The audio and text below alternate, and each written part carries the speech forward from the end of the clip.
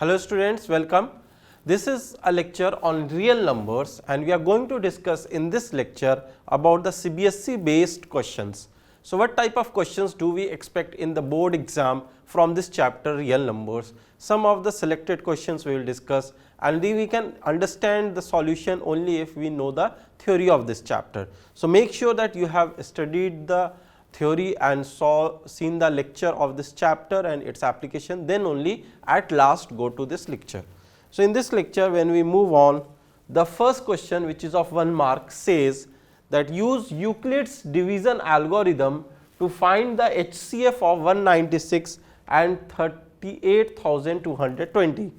So, you have to find the HCF, highest common factor, and what you have to use Euclid's division algorithm. So, if you remember, in Euclid's division algorithm, we used to take the greater number as the dividend. So, 38220 is the dividend and the divisor is 196. Now, we will divide 38220 with 196 and when we will divide it, what will happen? Let us see. We can divide it here, 38220 with 196. So, this will become, if you take it one time only, 196, and the remaining value will be 6 here and 8 here and 1 here. So, 186. Now, 2 you again take it down. Now, this will become when you take 196 9 times. So, 9 6 is 54, 5 is remaining, 9 9 81 and 5 86 and 8 remaining, 9 1 9 and 8 17, 1764. So, what does it remains? 12 minus 4 is 8, 15 minus 6 is 9 and this would become 0. After that you will take around 0, 196 is there. So, when you will divide 980 by 196, it divides 5 times, 5 6 30, 3 is remaining, 45, 46, 47, 48, 4 remaining and 980. So, what we observe then, this 38220 is completely divisible by 196, where the quotient is 195 and the remainder is 0. So, in Euclid's division algorithm, we studied that when we get remainder 0, which we are getting in the first step itself, then the divisor is the HCF of the dividend and the divisor, or we say the two numbers. So, the HCF of these two numbers is 196 itself. In case we would have got a non-zero remainder here, that means it was not completely divisible by 196, then we would have taken this as the dividend and this remainder as the divisor, and then we have done this process again and we keep on doing this till we get remainder 0, and the step where remainder is 0, that step gives the divisor, which is the HCF. So, this is the first step which itself gives the remainder 0. So, 196 is the HCF of the given two numbers. Okay, students, fine. So, this was an application of Euclid's division algorithm. Now, next question, which is again of 1 mark as it is written. Find the LCM and HCF of the following pair of integers and verify that LCM into HCF is equal to product of the two numbers. So, this is a formula which is always true, we have to verify that. First we have to find LCM and HCF. So, let us write the numbers. One number A is 510, another number B is 92. So, 510, let us factorize it. So, when we factorize 510, 2 times 2 to 4, 2 5 10, 2 5 10, then again it will be divided by 3, 3 8 24, 3 5 15, then it will be divided by 5. So, 5 1 5, 5 7 35, it will not get divided further. So, this 510 can be written as 2 into 3 into 5 into 17, its prime factors. When we talk about B, which is 92 actually as it is given here. So, 2 4 8, 2 6 12, 2 23 46. So, this can be written as 2 square into 23. 23 cannot be factorized further as it is a prime number. So, the prime factors of A and B, 510 and 92 we have obtained. Now, if we want to get the HCF of these two, we will take the term which is having the least degree from both of them. So, 2 is the only number which is common to both of them with the degree 1. So, this is highest common factor. If we talk about LCM, then we take the number which is present in either of them, and if it is present in both of them, then we take the highest degree. So, 2 and 2 square will give you 2 square, and other numbers are 3 into 5 into 17 into 23 from here. So, this is the LCM. So, HCF of these two numbers is 2, whereas LCM of these two numbers is obtained by multiplying this. Now, if you will observe HCF into LCM, when you will calculate the value of HCM into LCM, that is the value of 2 into this term, that is 2 cube into 3 into 5 into 17 into 23. And if you multiply the two numbers A and B, which is 5, 10 and 92, so this multiplied with this give you 2 cube into 3 into 5 into 17 into 23. So, we observe that this value and this value will be same. So, it is verified that HCM into LCM is equal to the product of the numbers. Okay, students, right. Now, let us see another question, and the next question is of 2 marks. Here it is written that HCF of 306 and 657 is 9, find LCM of these two numbers. So, if HCF is given and the numbers are given, we do not have to do the prime factorization. We can directly say that since HCF into LCM is equal to product of the numbers, which is 306 into 657, and we know that HCF is given as 9. So, 9 into LCM is equal to 306 into 657. This implies LCM is equal to 306 into 657 by 9. Now, let us divide 9 3 27 and 9 4 36. So, the LCM of these two numbers is 34 into 657. This you can multiply and get the answer. So, here we have again used the concept that if there are two numbers given and we have to find the HCF and LCM of two numbers, we can do this application that HCF into LCM is equal to product of the two numbers. Let us see fourth question. This says that prove that 6 plus root 2 is an irrational number. So, it is a 2 marks question. Let us suppose that 6 plus root 2 is a rational number. So, we assume that 6 plus root 2 is rational. Now, if it is rational, it means that 6 plus root 2 can be written as P upon Q, where Q is not equal to 0 and PQ are integers, and PQ have no other common factor other than 1. Now, next step, root 2 is equal to P by Q minus 6, which means P minus 6Q by Q. Now, this P minus 6Q will also be an integer because we have assumed that P and Q are integers.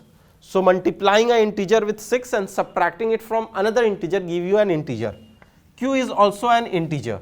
So, is root 2 coming out integer by integer? Yes. So, if root 2 is coming out to be integer by integer, it should be a rational number, but on the contradictory we know that root 2 is an irrational number. Root over prime number is an irrational number. So, this irrational number cannot be equal to a rational number. So, our assumption was wrong because we have seen a contradiction here that rational is equal to irrational. So, our supposition was wrong, which means 6 plus root 2 is an irrational number. Okay, students? Fine. Let us come to the next question, which is also of 2 marks. This question says, without actually performing the long division, state whether the following rational number, this rational number they are talking about, will have a terminating decimal expansion or a non-terminating repeating decimal expansion. So, we know that when rational number is expressed in decimals, it can be of two forms, either the decimal terminates, or if it does not terminate, then it repeats. So, how do we write the rational number or identify the rational number without dividing? So, we know the formula theorem that if a rational number is of the form any number divided by 2 to the power m, 5 to the power n, this is a numerator, and here there is denominator. If denominator is of the form 2 to the power m into 5 to the power n, then we say that it is a terminating decimal rational number, and if the denominator is not of this form, then it is not terminating, it is repeating, non-terminating, repeating. So, if we observe, we have been given 23 upon 2 cube into 5 square. Is this of this form? Yes, it is of this form. There is no other prime number in the denominator other than 2 and 5. So, we will say this is terminating rational number and terminating decimal expansion of the rational number. Why we see that? As you remember, in the proof we know that this can be written as 23 upon 2 cube, and this 5 can also be made to 5 cube and multiply by a 5 in the numerator. So, what will happen? 23 into 5, that will be 115, divided by 2 into 5, 10, and cube of 10 is 1000. So, this will be 0.115. So, this is a terminating decimal. So, we do not have to do this calculation, we will just see that this is of the form 2 to the power m, 5 to the power n. So, it is a terminating decimal expansion. Okay, students? Fine. Let us come to the next question. Next question is again of 2 marks, and it is saying again same thing with a different expression here. So, they are saying without actually performing the long division, state whether the following rational number will have a terminating decimal expansion or a non-terminating repeating decimal expansion. So, what we will do? We will take 77 by 210 and let us divide with the common factor if there is any. So, they will be divided by 7, this will become 11, this will become 30. So, this is 11 by 30. Can it be further factorized? No. So, this can be written 11 by 3 into 2 into 5 as the factor of 30 into prime factors. Now, if we observe the denominator, is this denominator of the form 2 to the power m, 5 to the power n? No, it is not of this form, because other than 2 and 5, 3 is also a prime number which is present in the denominator, and that has not got cancelled. So, that means we can say that it is non-terminating, whereas it is non-terminating repeating decimal expansion.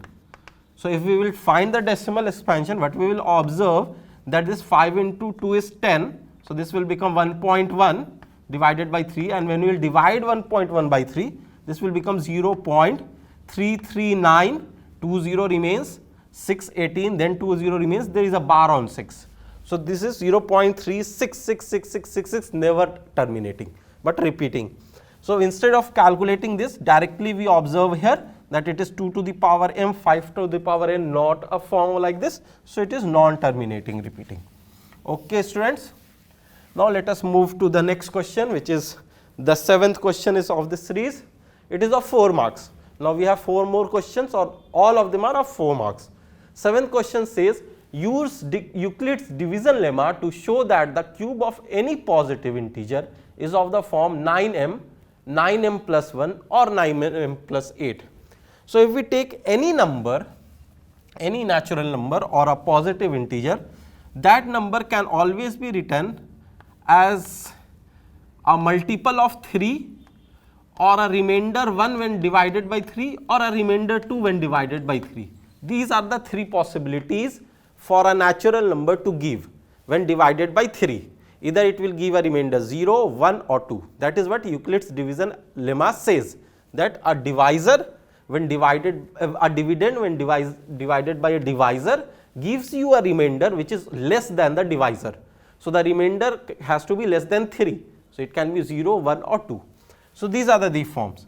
Now, when we cube it, you will get 3k cube, or you will get 3k plus 1 cube, or you will get 3k plus 2 cube. These 3 forms are possible. Now, 3k cube is 27k cube. 3k plus 1 cube is a plus b whole cube formula. So, a cube is 27k cube plus b cube is 1 plus 3a square b when you will do. So, you will find 9 3 27k, and 3ab square when you will do, you will find 9k. Here it is k square, 27k square, and there it is 9k. So, 3 into this square into 1, plus 3 into this into 1 square. Again, we will also see that there is another form which is 3k plus 2 cube. When you will do this, you will obtain 27 k cube plus 8 plus 3 into square of this, which is 9 into 2, that is 27 into 2, 54 k square, plus 3 into this term, which is 9k, into 2 square, that is 36 k. Now, what am I doing? I am writing this 27 k cube like this, that this is 9 into 3 k cube. I am writing this 27 k cube plus 1 plus 27 k square plus 9 k as, if I take 9 common, then here it is 3 k cube, here it is 3 k square, and here it is k, and there is a 1 which is remaining outside. Similarly, if I take this term, third form, in this form what we observe that 1, 2, 3, from them we take 9 common, here it becomes 3k cube, here it becomes 6k square, and here it becomes 4k, and plus 8. This is what we are observing. So, if we observe, the number n cube can be written as 9 times of m or 9 times of m plus 1. This m is different from this m, but it is a natural number. 9 times of m plus 8. These are the 3 forms in which cube of a natural number can be expressed. This is what we had to prove. So, students, here we can see an application of Euclid's division lemma. Now, let us move on to the next question. Prove that root 5 is irrational. Just as we proved as root 2 irrational, in our theory we will prove root 5 irrational. So, let us suppose root 5 is rational. This is our supposition, and we will contradict it later on. So, if it is rational, root 5 can be written as p upon q, where q is not equal to 0 and pq belonging to integers, and HCF of p and q is equal to 1, that is, there is no other common factor other than 1. Now, we will square 5 equal to p square by q square, which implies that p square is equal to 5q square. Now, 5 divides p square, this is what we observe here, 5 divides p square. Now, by the theorem we know that if a prime number divides the square of a number, then that prime number also divides the number. So, this implies 5 also divides p, as we studied by the theorem in our theory classes, that any prime number, if it is dividing square of a number, it is dividing the number also. So, 5 is dividing p square, means 5 divides p also. Now, if 5 divides p, that means 5 can be written as 5 is dividing p, so p can be written as 5 into a multiple of p, suppose m. So, p is actually 5m. If 5 is dividing p, so we are seeing that 5 is a factor of p, so p is equal to 5m, let us suppose. Now, what we will do? We will do the squaring both the sides. So, p square is equal to, as we see here, is 25m square after squaring, which implies that p square is 25m square is the second equation, and p square is equal to 5q square is the first equation. This is the first, this is the second. If we equate p square in both, we observe that 5q square is equal to 25m square, which means q square is equal to 5m square after dividing 25 by 5, which implies 5 divides q square.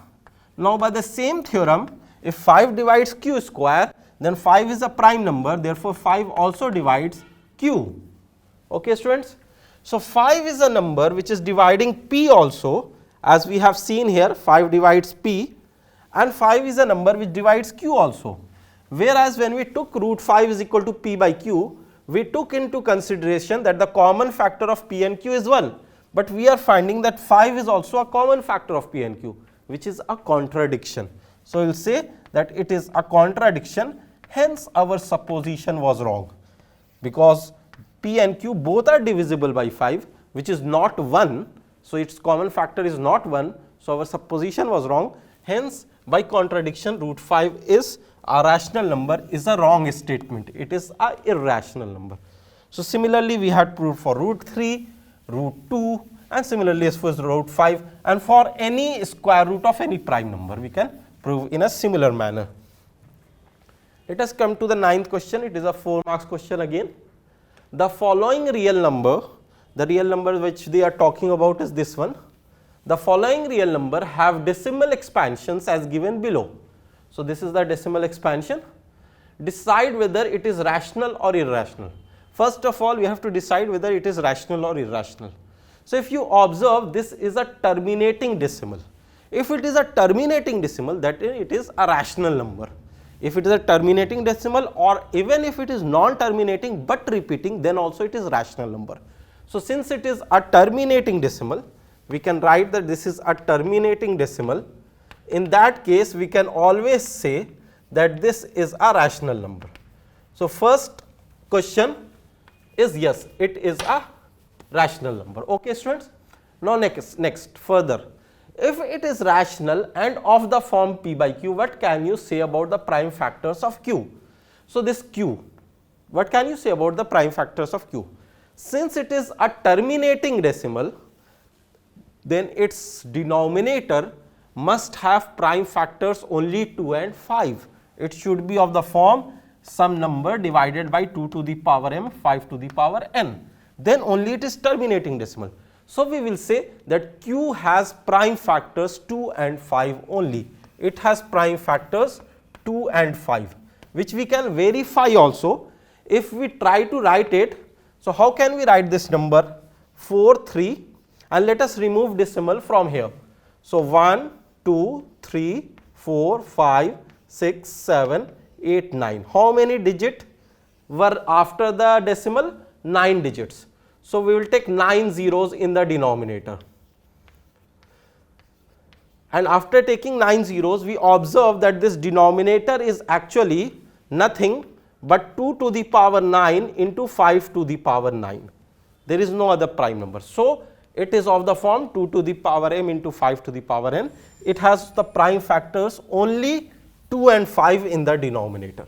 This is what we can say, and later we can verify it also as we have verified it here, but that is not necessary. Let us see the last question. It says the following real number have decimal expansions as given below. The real number which they are talking about is this one here, and they are saying decide whether it is rational or not. So, first we have to decide whether it is rational or not. If we observe, is it terminating? No, it is not terminating. It is going on, dot dot dot is there. Is it non-terminating but repeating? So, let us see 0.1, then 201, then 2001, then 20,001, and you will get 2,00,001. That means it is not repeating also, because the number of zeros between 2 and 1 are increasing. It is not same. So, it is not terminating. So, we will say that is this a rational or an irrational number? We will say that it is not a rational number, it is an irrational number. So, if it is an irrational number, then we can't do the further calculation. That is for if it is a rational number p by q, then tell about q.